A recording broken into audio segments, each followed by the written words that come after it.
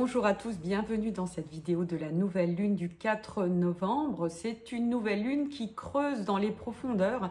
Évidemment, on entre dans le signe du Scorpion, mais c'est dans les profondeurs qu'on va trouver notre puissance, c'est dans les sous-sols qu'on va trouver les trésors, les pierres précieuses.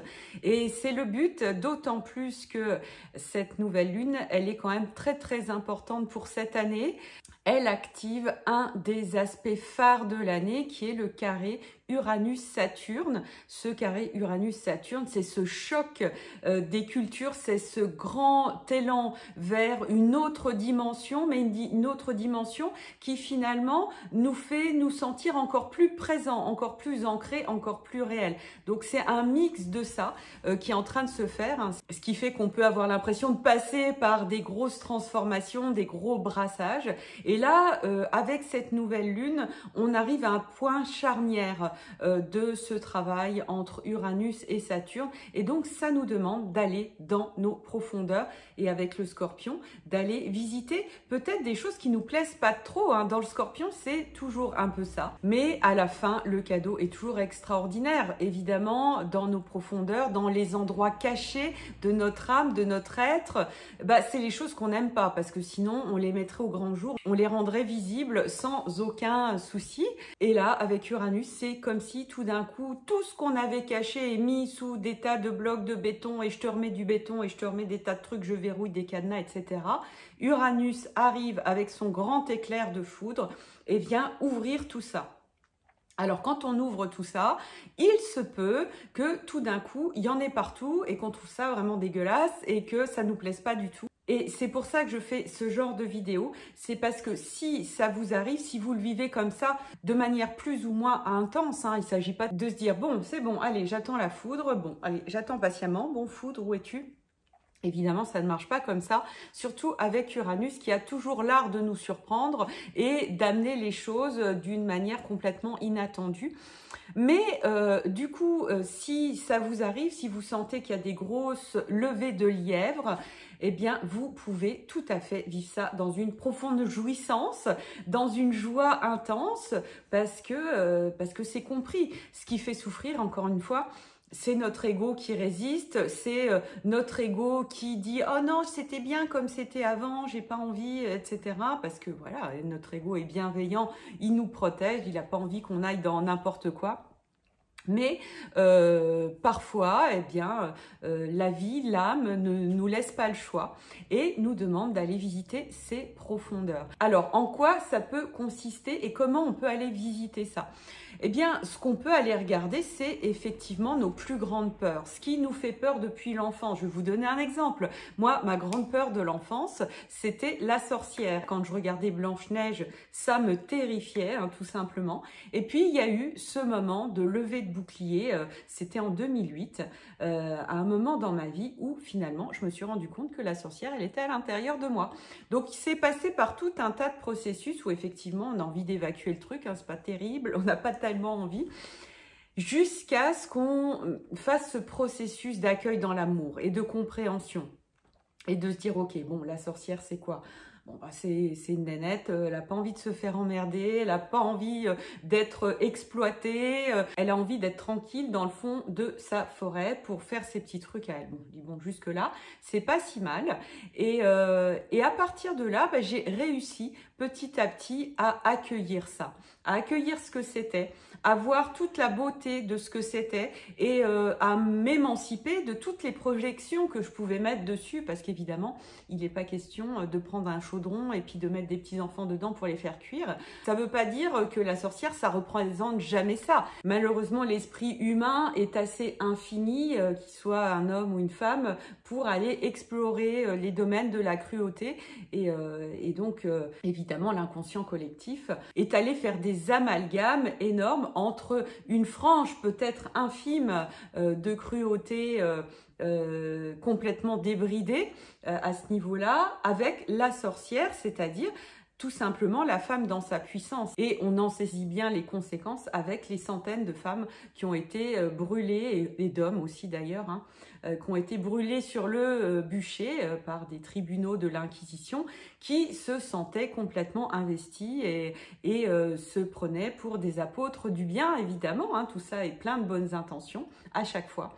Et c'est là où il y a une énorme subtilité à comprendre. Et ça, Jung le disait très bien, hein, évidemment. Il disait que ce n'est pas en regardant la lumière qu'on devient lumineux, mais en allant à la rencontre de nos ombres. Et il disait qu'évidemment, ça pouvait être un voyage douloureux, ce qui fait que eh bien, c'était pas forcément très populaire et qu'on aurait tendance plutôt à dire, et j'ai eu le coup là, c'est pour ça que j'avais envie de vous parler de ça sur mon profil Facebook où j'avais présenté plein de sorcières, d'ailleurs je vais vous en parler.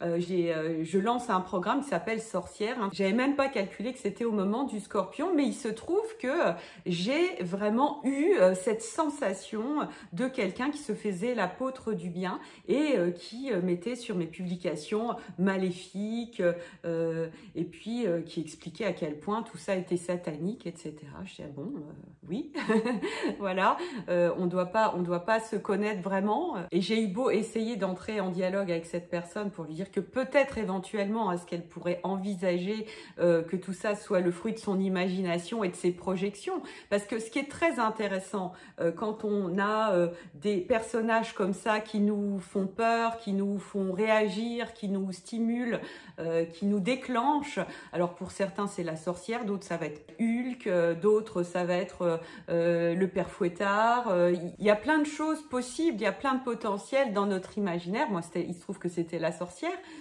qui finalement vont nous permettre de projeter l'ombre à l'extérieur. Mais là aujourd'hui, je crois qu'on a envie quand même d'entrer dans une autre dimension et d'accepter cette part d'ombre qui finalement fait partie de nous, fait partie de notre puissance, et ça, la puissance, le pouvoir, c'est quand même quelque chose qu'on a énormément rejeté, délégué, et on voit les conséquences que ça a, les conséquences dramatiques, mais tout à fait logiques d'un point de vue énergétique, c'est-à-dire que puisqu'on n'assume pas notre part d'ombre, puisqu'on n'assume pas notre pouvoir qui peut être totalement au service du bien, on n'est pas du tout obligé d'utiliser notre pouvoir, encore une fois, pour faire du mal aux gens, pour notre simple plaisir personnel, hein, c'est pas le but, ça serait effectivement satanique, hein, si on peut donner un terme à ça. Eh bien, si on délègue ça, forcément, ce grand pouvoir, cette puissance qui est contenue sur notre planète Terre, eh bien, elle va être concentrée sur quelques individus qui vont totalement assumer sans aucun problème de prendre ce pouvoir en main. Et ça, je trouve que c'est finalement très beau parce que ça nous interpelle, ça nous appelle, ça doit nous permettre de nous remettre en question. Beaucoup de grands penseurs ont parlé de ça. Je parle de la Boétie, par exemple. Ils sont grands parce que nous sommes à genoux. C'est extrêmement puissant, c'est-à-dire que on cesse au bout d'un moment de porter l'ombre sur l'autre et sur le pouvoir de l'autre qui fait qu'on va se mettre automatiquement dans une situation d'impuissance. Vous savez que c'est un thème qui m'est cher, donc que je vous rappelle régulièrement. Mais ils sont grands parce que nous sommes à genoux, c'est une phrase extrêmement puissante. Ça nous rappelle que finalement, il suffit de nous lever. Il suffit là, en l'occurrence, il y a de multiples manières de se lever et je vous en parle souvent. Mais là, il suffit de se lever en allant dans nos profondeurs, en allant visiter ces ombres, en allant visiter sur quoi on projette l'ombre, de faire cet exercice, d'accepter cet exercice, de se dire ok, qu'est-ce qui me fait peur, qu'est-ce qui me terrifie, qu'est-ce qui me semble écrasant, et d'aller effectivement le récupérer. Là, on a vraiment un portail énorme pour aller ouvrir dans les profondeurs eh bien, ce que ça représente. Ça ne veut absolument pas dire que ce qui nous fait peur, c'est nous. Ça n'a rien à voir avec ça. C'est-à-dire que moi, si j'ai peur de cette sorcière de Blanche-Neige et que j'accepte de me dire que voilà, c'est une part de moi qui cherche à exprimer des choses, eh bien, je ne suis pas pour autant cette sorcière telle que je la projette. Par contre, là où je vais faire un travail extraordinaire, c'est en acceptant toutes les sensations qui sont stimulés par ça. Et ces sensations, ces peurs, c'est très énergétique, hein. Ça passe beaucoup par la sensation, effectivement. Eh bien, tout ça sont des parts de moi que je n'avais pas accueillies jusque-là. Et je peux vous assurer qu'à partir du moment où on accepte ça et qu'on accepte de déconditionner toutes les croyances terribles qu'il y a autour de ça, parce qu'évidemment, le but, c'est de faire des choses qui sont belles, de faire des choses qui sont dans l'harmonie avec ce pouvoir. J'ai pas vraiment eu le choix, hein, j'ai eu qu'à l'accueillir puisqu'il était en moi. Et c'est aussi un chemin de s'aimer, non pas seulement dans ses parts où, voilà, ça fait bien d'être comme ça. Ah voilà, je suis quelqu'un d'extrêmement généreux. Ça c'est très bien, ça fait partie de l'être et ça fait partie de notre lumière, évidemment.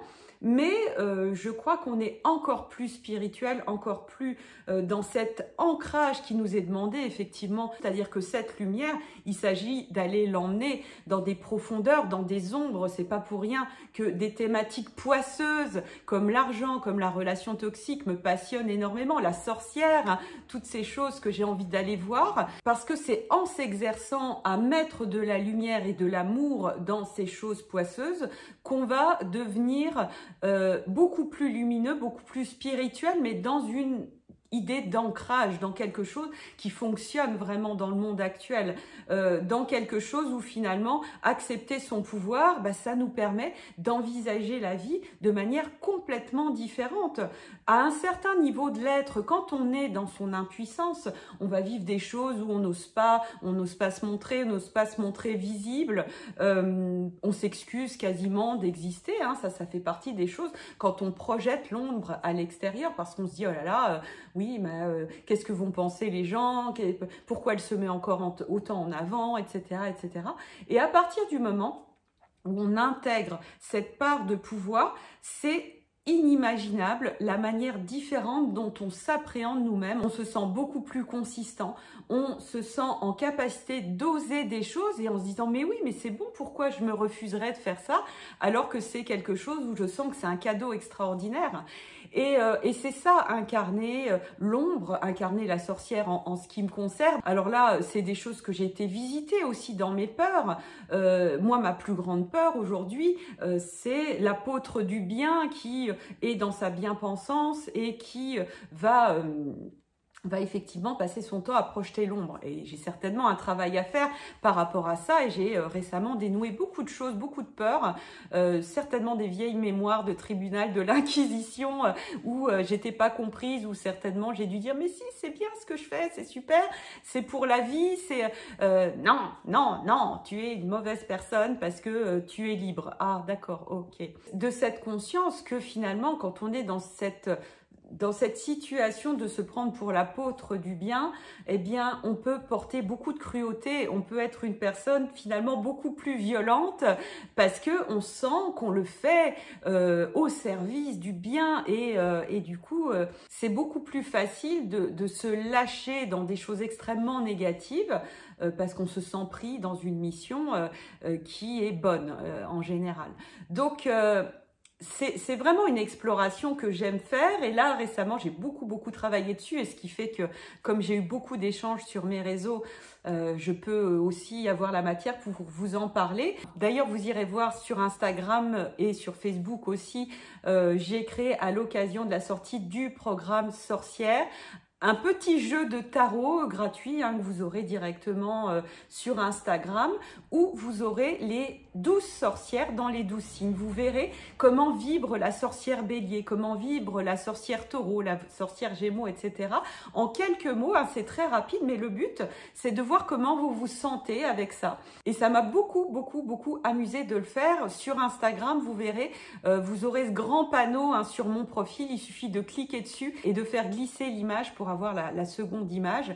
Et là, vous aurez toutes les sorcières. Je vais essayer de faire un petit tarot où, vous savez, on clique et puis on peut tirer la sorcière au hasard parce que ce qui est très intéressant dans ce type de démarche avec les cartes, les oracles, moi j'adore ce genre de choses et surtout le travailler de manière créative, c'est que finalement, c'est pas forcément la sorcière qui touche votre signe solaire. Si vous êtes bélier, c'est pas forcément la sorcière bélier qui va vous parler le plus, mais peut-être la sorcière capricorne, la sorcière cancer. D'ailleurs, la sorcière capricorne, j'ai eu à cœur de la rendre vraiment dans autre chose que cette austérité qu'on fait porter habituellement au Capricorne. C'est vrai que moi je suis Capricorne, vous le savez peut-être, et je sens quelque chose de bien au-delà d'une austérité et au contraire une profonde sensibilité, quelque chose de tellement vivant, vibrant que oui, évidemment, ça a besoin d'être protégé, ça a besoin de mettre peut-être un certain nombre de barrières de froideur pour protéger tout ça et de s'entourer évidemment d'une communauté extrêmement bienveillante, parce que c'est là où le Capricorne va pouvoir vraiment ouvrir son cœur dans sa vulnérabilité. Donc voilà, j'aurai grand plaisir à vous voir sur Instagram notamment. Je les ai mises aussi sur Facebook, mais elles sont un peu mieux organisées parce que le réseau Instagram le permet. Voilà pour cette nouvelle lune que j'ai hâte de vivre, dans son intensité, dans sa puissance, de ressentir de nouveaux degrés de puissance à l'intérieur de moi et puis ensuite de pouvoir vous les partager. Je vous embrasse très fort et je vous dis à très bientôt. Très belle nouvelle lune à vous.